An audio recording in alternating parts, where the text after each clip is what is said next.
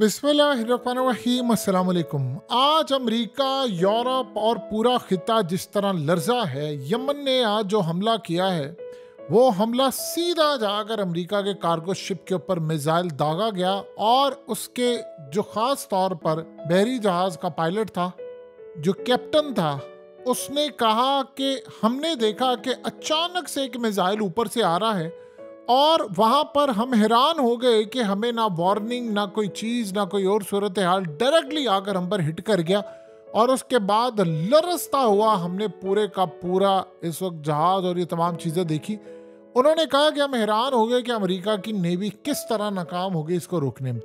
जैसे ये सूरत हाल हुई है, सबसे पहले कतर ने कहा है कि वो तमाम अपनी एलएनजी जो रेड सी से जा रही थी फौरी तौर पर उसको सस्पेंड कर दिया है कि तमाम जो गैस अब यूरोप, एशिया से लेकर यानी दुनिया के किसी भी कोने में भी जानी है, वो कह रहे हैं जी रेड सी से नहीं जाएगी। हमने तमाम ऑपरेशंस अपने बंद कर दिए रेड सी से। अब यूरोप को इतना बड़ा झटका लगेगा कि कम अज कम आप ये देखें कि अब उसकी जो सप्लाई चेन है, एक तो कॉस्ट बढ़ जाएगी। अब जाहिर सी बात है वो दूसरा रास्ता इस्तेमाल करेंगे तो कॉस्ट बढ़ेगी, और कॉस्ट बढ़ेगी तो तकरीबन आप ये देख लें कि इनको बहुत भी ज़्यादा अगर जल्दी मिल जाए चीज़, जो चीज़ इनको मिल रही थी अब वो कम अज़ कम 20-22 दिन लेट मिलेगी। तो 20-22 दिन लेट का मतलब है कि शिपिंग कॉस्ट आपकी बढ़ जाएगी, वहाँ पर गैस का बहरान पैदा हो जाएगा। जाहिर सी बात है जो 20 दिन आपकी चीज़ मिलेगी, अगले 20 दिन आएगी वो सप्लाई चेन मुतासिर होगी, कीमतें बढ़ जाएंगी, इंश्योरेंस कॉस्ट बढ़ेगी, उसके अलावा गैस की सप्लाई मुतासिर हो जाएगी। पूरा यूरोप इस वक्त बुरी तरह तबाही का शिकार है। और उसके साथ जैसे ये मामला हुआ, अमेरिका ने इमीडिएटली अपने तमाम ऑयल टैंकर्स को कहा कि फौरी तौर पर डाइवर्ट हो जाए, मिसाइल आ रहे हैं ऊपर से आपको और किसी भी वक्त आपको तबाह किया जा सकता है। जितने ऑयल टैंकर्स आ रहे थे, कार्गो शिप आ रहे थे, उनको डाइवर्ट करके और अब इन्होंने ऊपर वाली साइड से यानी अफ्रीका की साइड से लेकर जा रहे हैं। और उसकी जो कॉस्ट, फ्यूल और जो चीज़ें हैं उसका आप अंदाज़ा भी नहीं कर सकते कि कितनी तबाहकुन सूरत हाल अमरीका के लिए हो गई है। आप सोचें ज़रा कि जब ये गैस, असल में हुआ ये था कि यूरोप ने बड़ी कोशिश की थी कि हम यूक्रेन की जंग के अंदर जाकर हम रूस को तबाह करेंगे, देखो हम रूस की गैस लेंगे। रूस ने इनकी गैस बंद की। गैस बंद होने के बाद इनको सबसे बड़ा झटका ये लगा कि एलएनजी के ऊपर ये आ गए। अब एलएनजी की जो, याद रखिएगा, कतर दुनिया में सेकंड लार्जेस्ट एक्सपोर्टर है गैस का, एलएनजी का। तो कतर ने काम ये किया कि गैस की कीमतें चली गई आसमान के ऊपर, डिमांड जो बढ़ गई थी, पहले वो रूस से गैस ले रहे थे, अब जब गैस यहाँ से जाना शुरू हुई तो उसके बाद यूरोप अब पूरे का पूरा इसके ऊपर है। और वहाँ पर सर्दियाँ हैं, अब जब सर्दियाँ हैं गैस मिल नहीं रही। अब उसके बाद आप सोचें कि पहले वो रूस वाला मामला हुआ, उसके बाद अब यहाँ से हमला हो गया। अब यहाँ से हमला होने के बाद डाइवर्ट करके उनको लेकर जा रहे हैं उधर अफ्रीका, ऊपर से होकर कहीं जाएगा और वो यूरोप पहुँचेगा। जब वो जाएगा तो 20-22 दिन लेट जाएगा, कीमतें बढ़ जाएंगी। अब वहाँ पर यूरोप की जो इंडस्ट्री है उसको इतना शदीद नुकसान हो रहा है और इतना बड़ा वहाँ पर बहरान पैदा होने वाला है कि वहाँ पर गैस की शॉर्टेज है। जो गैस मिलेगी जाहिर सी बात है लेट मिलेगी।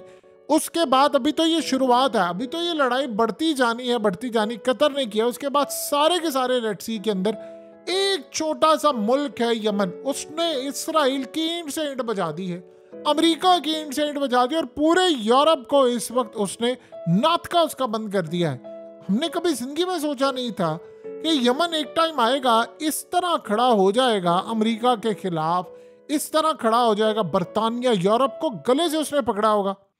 आप सोचे, एक तरफ तो ये मामला है, दूसरी तरफ जो ऑयल टैंकर्स जा रहे थे उनको भी डाइवर्ट कर दिया है। और उनको डाइवर्ट कर दिया है और कहा है अमेरिका ने कि हम आपकी सिक्योरिटी नहीं संभाल सकते, फौरी तौर पर यहाँ से रुख मोड़ कर चले जाओ। कुछ जो वापस जाना चाहते हैं उधर चले जाएं, कोई दूसरा रुख इख्तियार करके अपना रास्ता डिफरेंट साइड से लेकर जाएं। अब आप सोचिए ज़रा कि इस वक्त ये जो रास्ता है इसमें हुआ क्या है। आज जो मिसाइल यमन का आकर लगा है वो असल में अमेरिका के लिए बहुत बड़ा झटका था। जितने भी अब तक यमन ने हमले किए, ये सबसे ज़्यादा तबाहकुन हमला था। उसकी सबसे बड़ी वजह क्या है? उसकी सबसे बड़ी वजह यह है कि ये जो हमला हुआ इसमें एक सूरत हाल बड़ी अजीबोगरीब है। और वो सूरत हाल बिल्कुल इस तरह की है कि अमेरिका की नेवी करीब थी, वो सिक्योरिटी दे रही थी।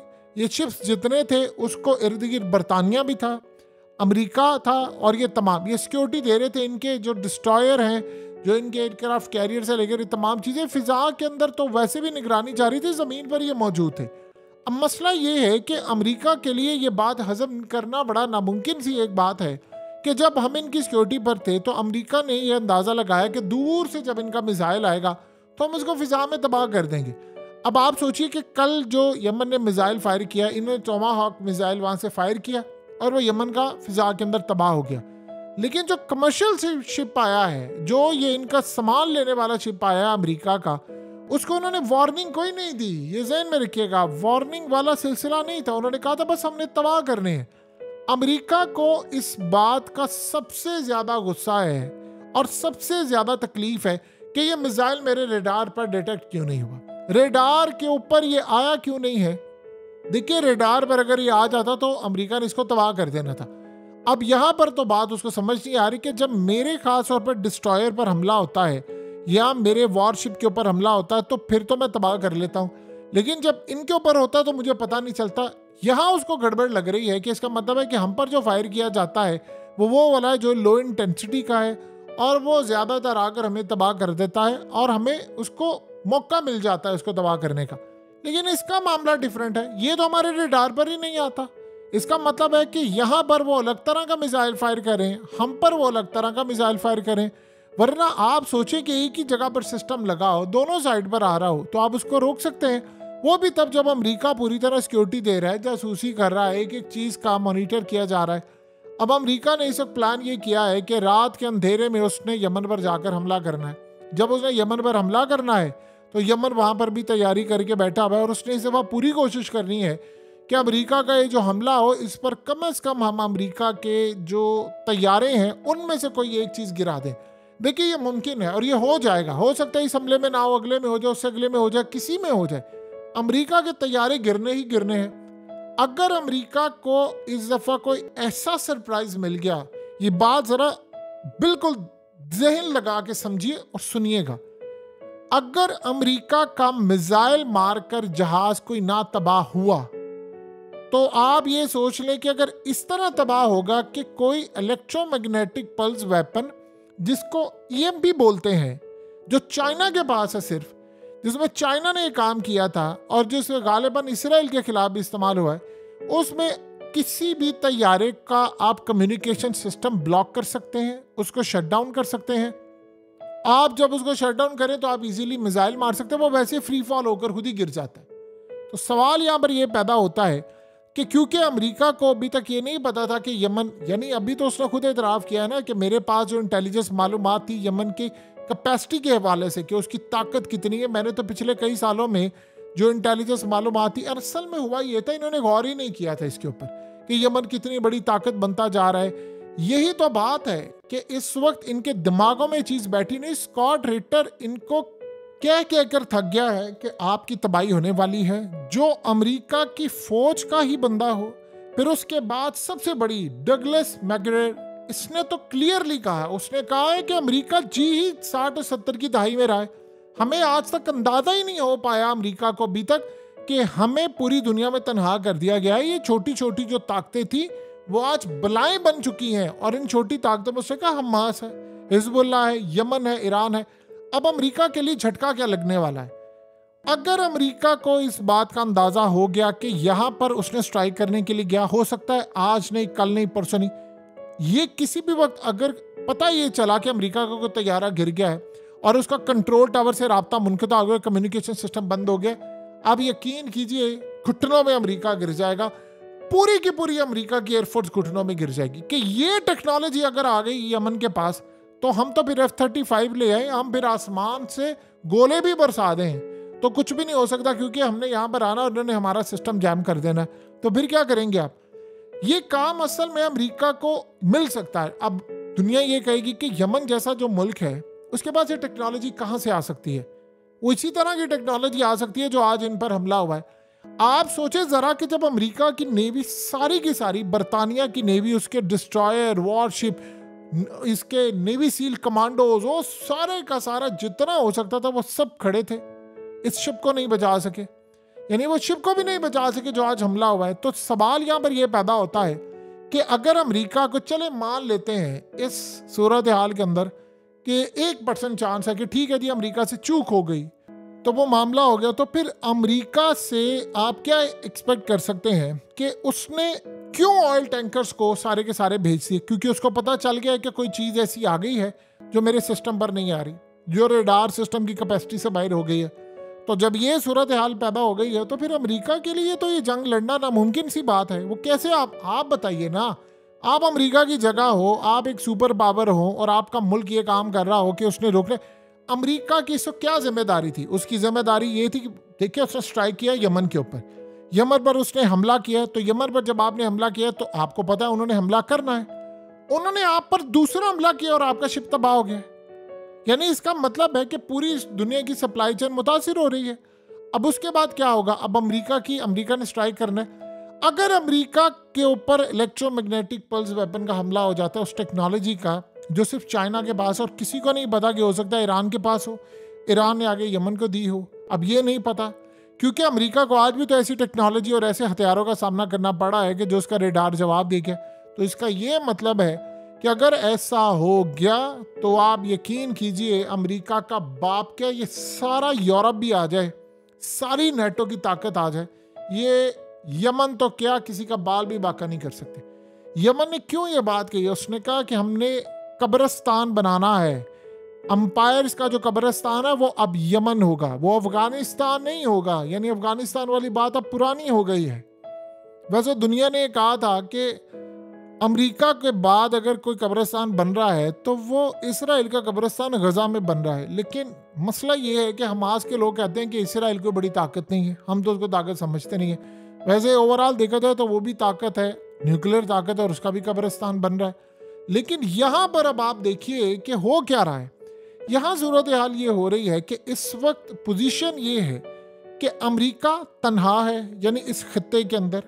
सोचिए एंटनी ब्लिंकन आया, अब ये मिसाइलों से, उसको पता था ये हो सकता है, ये आप ना कहें कि उसको नहीं पता था, इनको पता था, लेकिन इनको ये नहीं पता कि इतनी ताकत बन गया। जिस अमेरिका की टेक्नोलॉजी और इंटेलिजेंस की दुनिया दाद देती थी, उसकी हालत ये है कि एंटनी ब्लिंकन यहाँ पर आया और सारे मिडिल ईस्ट की कंट्री से जाकर मिला और कहा कि नहीं आप इसराइल से मामला तय करें, आप उसको यमन को समझाए, फलाने को समझाए। तो उसने जाकर बाइडेन को कहा कि देखिए मैं कुछ नहीं कर सकता, किसी ने इसको बेल आउट नहीं करना इसराइल को, तो हमारे लिए भी बड़ी तबाही की जंग है, हमें इस जंग में नहीं जाना चाहिए। तो इस सूरत हाल के अंदर बाइडेन ने कहा कि मैं क्या करूं, वो बात ही नहीं मानता, यानी नेतन्याहू बात नहीं मानता। अब वो कैसे बात मानेगा, उसके पास इनका बहुत कुछ पड़ा हुआ है।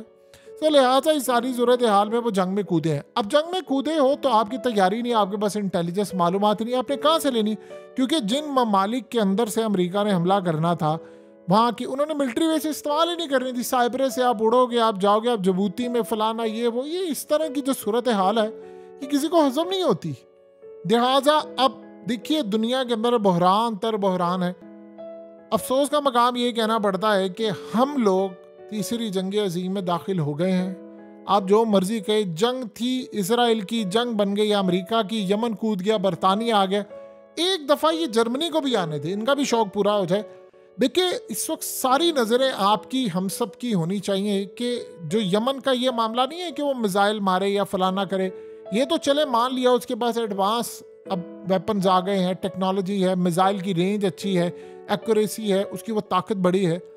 लेकिन अगर किसी जगह के ऊपर ये पता चल गया कि ईएमपी हुआ है, कोई इलेक्ट्रोमैग्नेटिक पल्स वेपन, या ये हमले हुए हैं, तो आप सोच लें दुनिया की सारी ताकतें मिलकर भी अगर यमन पर हमला करना चाहे तो वो नहीं कर सकती। वो फिर शायद ये जंग कभी भी नहीं जीत पाएंगे। और एक बेवकूफ़ कोई कहीं ना कहीं बैठा हुआ अमेरिका की एस्टैब्लिशमेंट में, जिसने लॉकहीड मार्टिन के शेयर्स खरीदे हुए हैं बहुत सारे लोगों ने, वो अमेरिका को एक मशवरा दे रहे हैं कि हम अगर ये बाज नहीं आते तो हम यमन के अंदर जाकर अपनी फौजें उतारें और हमला करें।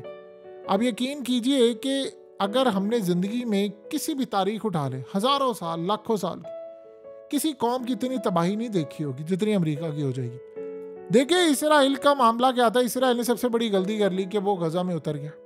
एयर स्ट्राइक तक तो आपको बात समझ आती है, आप ऊपर से मारते, जब आप अपनी फौजें उतारते हैं आपको पता नहीं आपके साथ होता क्या। अमेरिका ने जिस दिन ये काम किया कि उसने जाकर यमन में अपनी फौजें उतारी, आप सोचिए कि अफगानिस्तान से तो इनके ताबूत चले जाते होते थे, यहाँ से ये कुछ वापस नहीं जाना। यमनी जो मंदी बनाते हैं, ये एक डिश है मंदी, वो यमन की है। उन्होंने मंदी बना लेनी है इनकी, और वो मंदी खाते बड़े शौक से, और पूरी दुनिया में जाती है ये मंदी। पाकिस्तान में भी अब चलती है, इंडिया में भी चलती है, मिडिल ईस्ट में भी, हर जगह पर वो मंदी बनाने में बड़े माहिर हैं। और उन्होंने इनकी मंदी बना देनी है उधर ही, और खा भी जाना इनको, इनको पता भी नहीं चलना। ये वियतनाम भूल जाएंगे, वियतनाम आज की नस्ल को याद नहीं है, ये अफगानिस्तान भूल जाएंगे। और ये ज्यादा से ज्यादा 2-3 महीने के अंदर ही सारा कुछ हो जाएगा अगर इन्होंने हरकत की, यानी वहां पर फौजें उतारी। क्योंकि जो हाल इजराइल का वहां पर हुआ, इसको आप 10,000 गुना से मल्टीप्लाई कर ले, वो अमेरिका का होगा।